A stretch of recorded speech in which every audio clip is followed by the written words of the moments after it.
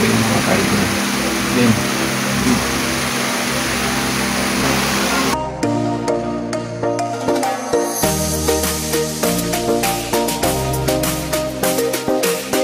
sa aking vlog mga ka-idol, at ipapang ko po sa inyo kung paano po mag-install ng breaker mga ka-idol.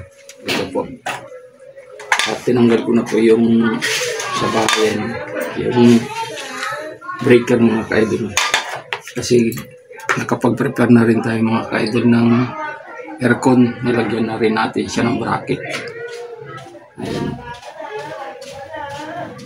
Kaya ito po, magdugtong po tayo ng mga ka-idol.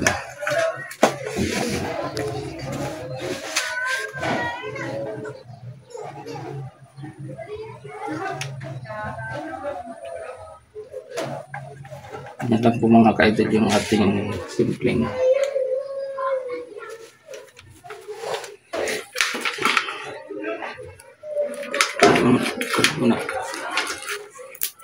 ayun mga ka-idol, at dito natin itatagit yung breaker natin.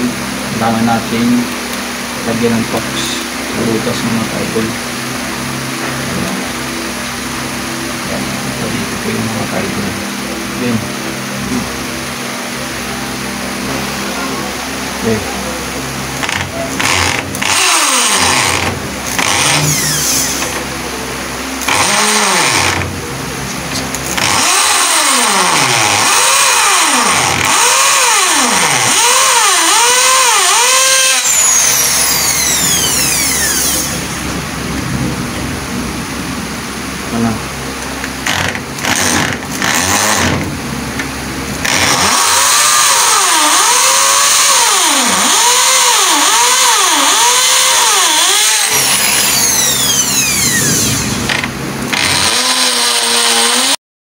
Ayan mga ka-idol yung aking ginawa na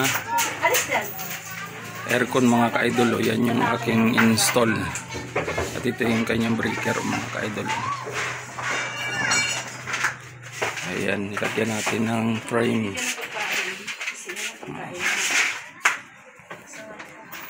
Kailangan natin mag-aircon ngayon kasi mainit panahon.